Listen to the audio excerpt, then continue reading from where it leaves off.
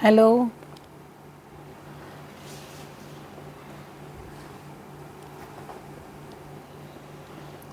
Hello, आप सब लोग मैं लाइव आ गई हूँ। आप सब लोग अपने अपने ऑनलाइन आ जाइए। आज छठे नवरात्रे के बारे में बातें करेंगे हम, और मेरा नोटिफिकेशन सबको पहुँच गया होगा।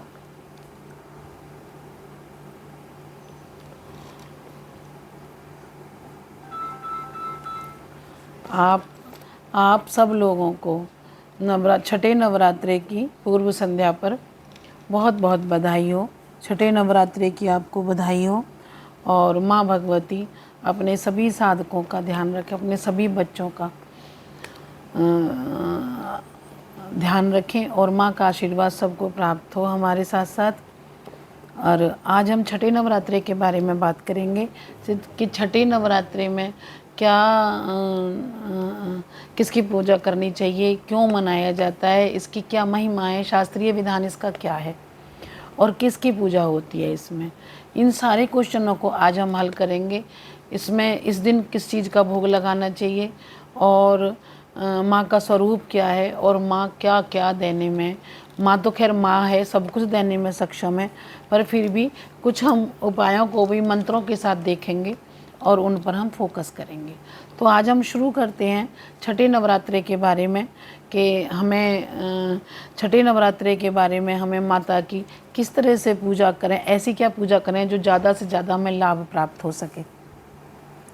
तो हम छठे नवरात्रे के बारे में बताते हैं कि छठा जो नवरात्रा है वो माँ कात्यायनी को जाता है। माँ कात्यायनी कौन है? एक ऋषि हुए कत ऋषि के जो पुत्र हुए वो हुए कात्य, और कात्य के जो पुत्र हुए वो कात्यायन हुए। कत के कात्य और कात्य के कात्यायन। और कात्यायन ऋषि की पुत्री होने के कारण माँ भगवती का छठे रूप का जो दर्शन है वो कात्यायनी नाम पड़ा। कात्यायन ऋषि की पुत्री होने के कारण, क्योंकि कात्यायन ऋषि ने माँ की विशेष आराधना की थी, और माँ के स्वरूप को देखकर कात्यायन ऋषि ने अपने हृदय में ममता उमड़ आई, और उन्होंने सोचा कि अगर मेरी पुत्री ऐसी हो, इतनी खूबसूरत हो, तो मैं तो धन्य हो जाऊंगा। तो उन्होंने अपनी पुत्री रूप में पाने के लिए माँ भगवती की आराधना की, और माँ ने उनको दर्शन दिया और ये वरदान दिया कि मैं आपकी पुत्री के रूप में जन्म लूँगी। तो उनकी पुत्री होने के कारण माँ का कात्यायनी नाम पड़ा। और इनका जो स्थान है जहाँ ये प्रकट हुई वो है वैद्यनाथ। वैद्यनाथ में ये प्रकट हुई और वहाँ इनकी पूजा की गई।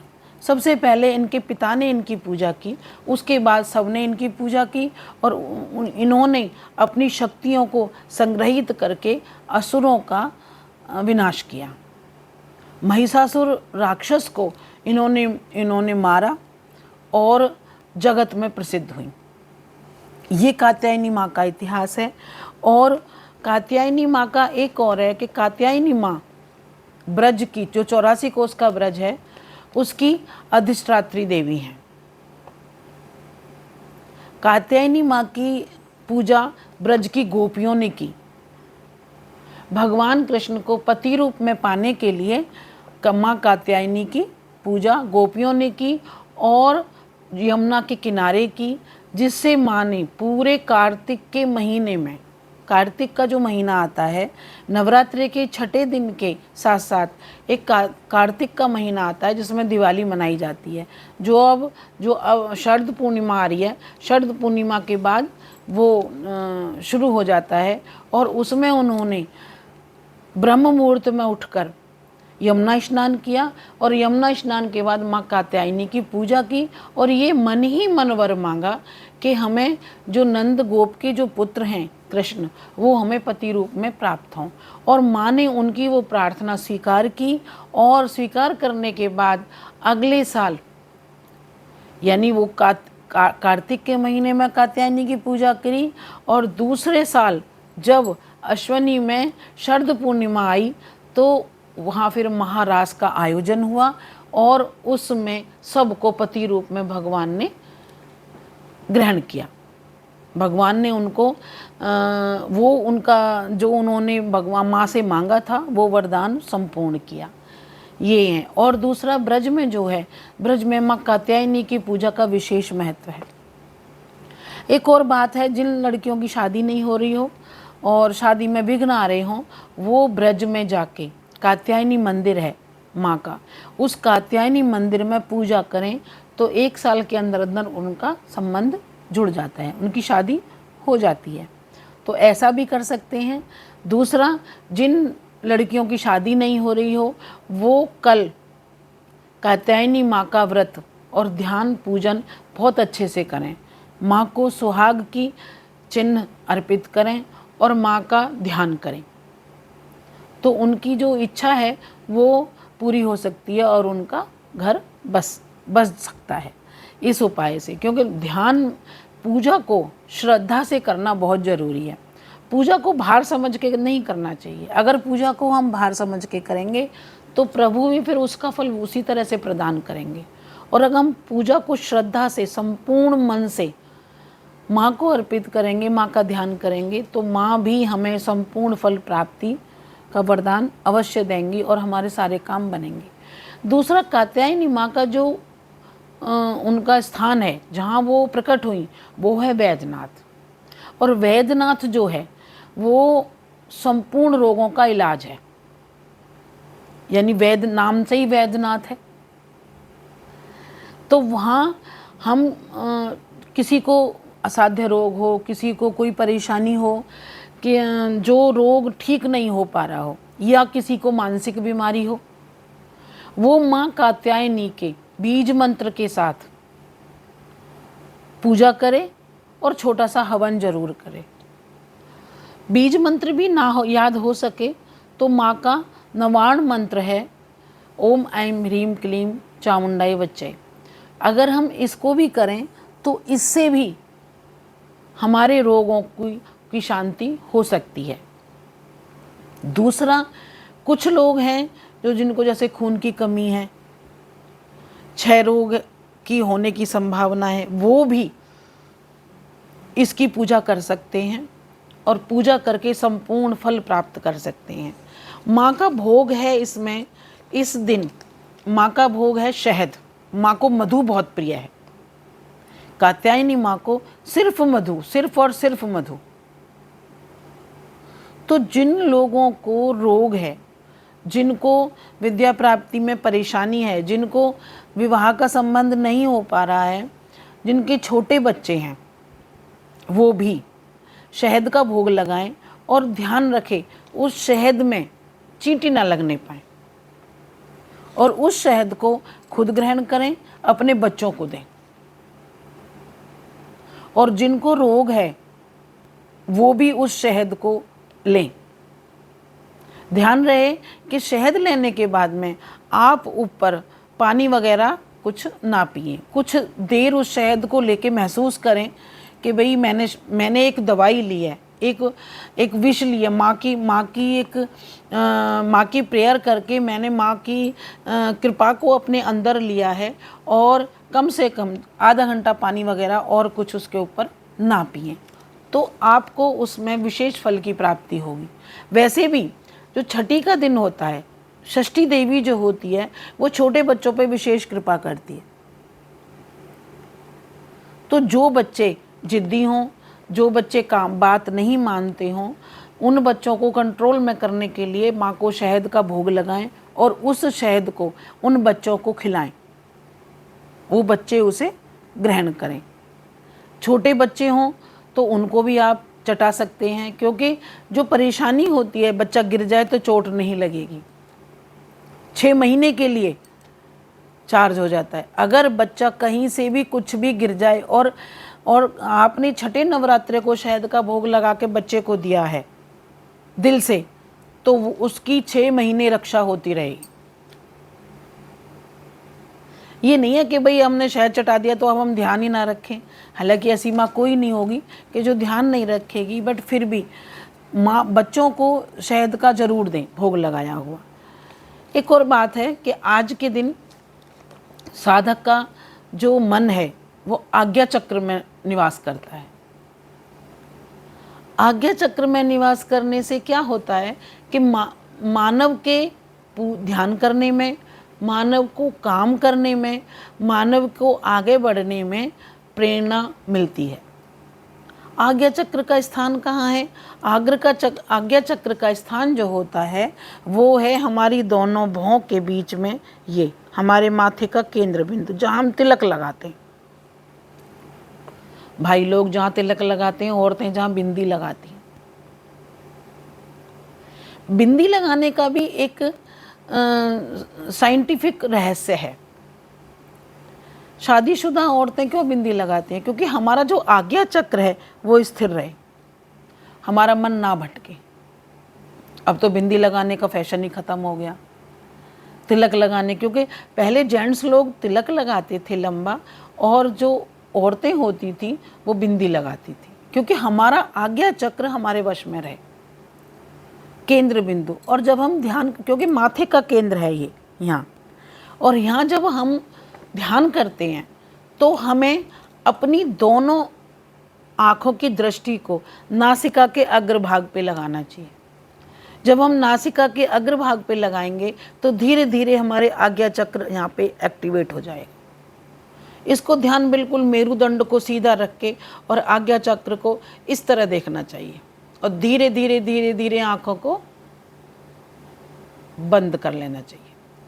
जब आँखों को हम बंद करेंगे तो हमारा जो ध्यान है वो सीधा आज्ञा चक्र में जाएगा, और वहाँ हमें रोशनी सी एकदम जलता हुआ दीपक, फिर बुझता हुआ, फिर जलता हुआ हमें दिखाई देगा।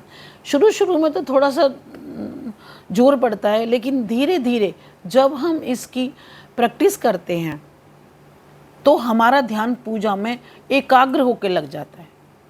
आप देखेंगे, ये मैंने महसूस किया है, आप देखेंगे कि आप मंदिर में पूजा कर रहे हो, चाहे कोई शोर मचा रहा है आपको पता ही नहीं चलेगा, कुछ भी कह रहा है आपको ध्यान नहीं चलेगा, क्योंकि हमारे आज्ञा चक्र से और सहस्त्राधार चक्र तक समाधि की प्रक्रिया होती है।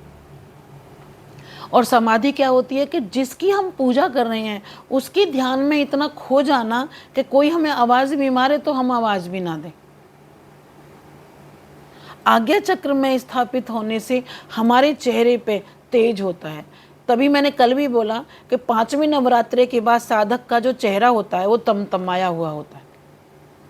अगर उसने ध्यान अच्छे से किया हो, उसने पाठ अच्छे से किया हो, उसका कोई माँ की कोई एक चीज़, माँ का चेहरा, माँ के हाथ, माँ के शस्त्र, माँ के चरण, माँ की माला, किसी पे एक पे ध्यान केंद्रित करो। और जब आप ध्यान कर रहे हो तो वो जैसे चरण, मैं बताऊं, मैं अपना जो ध्यान है मैं माँ के चरणों पे लगती हूँ, और मुझे लगता है कि ऐसा अंगूठा होगा, ऐसी उंगलियां होंगी, इतने कोमल चरण होंगे।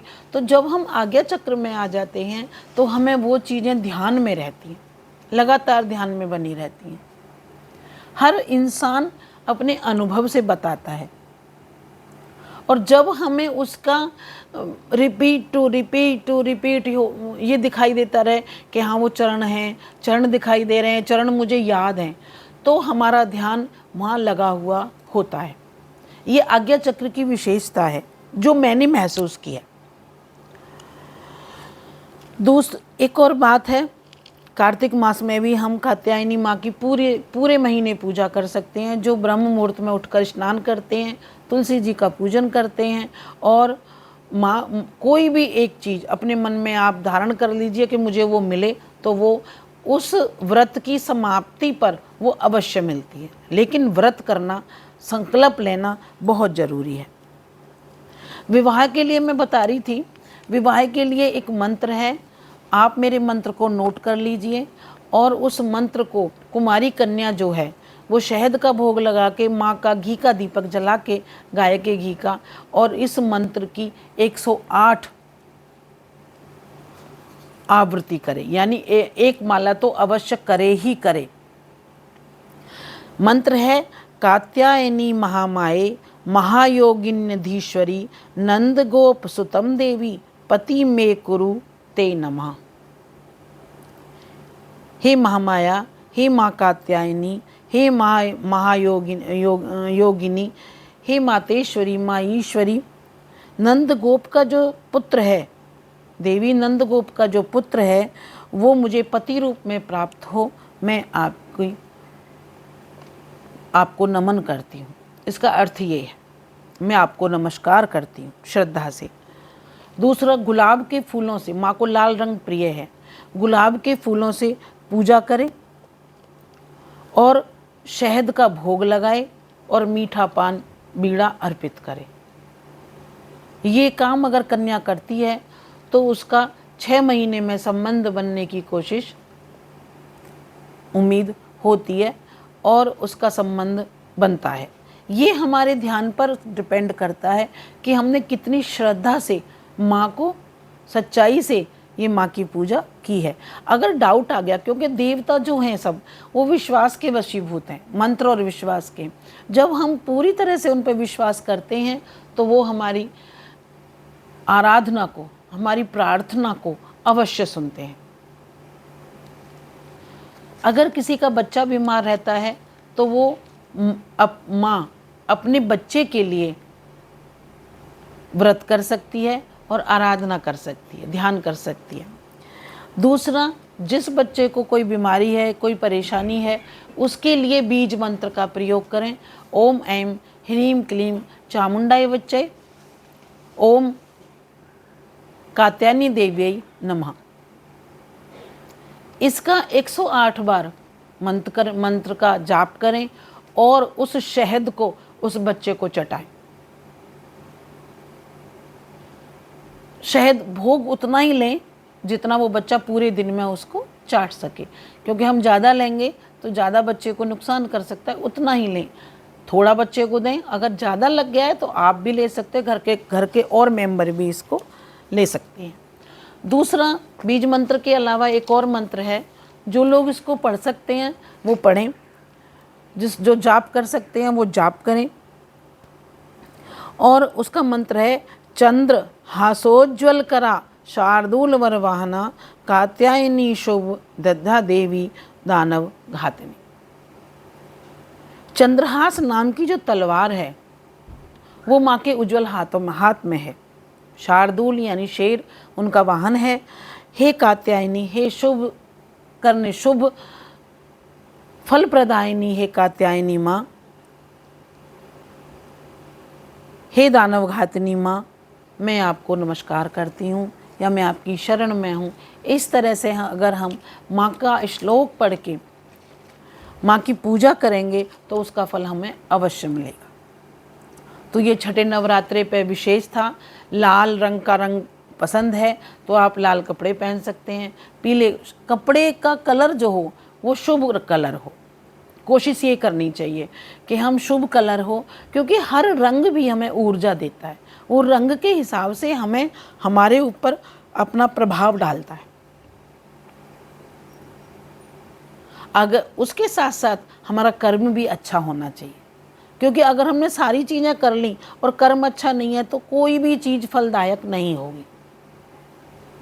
हमारा कर्म अच्छा होना चाहिए और कर्म के साथ साथ अगर हम और चीज़ों का भी ध्यान रखें तो हम ज़रूर फल प्राप्त कर सकते हैं।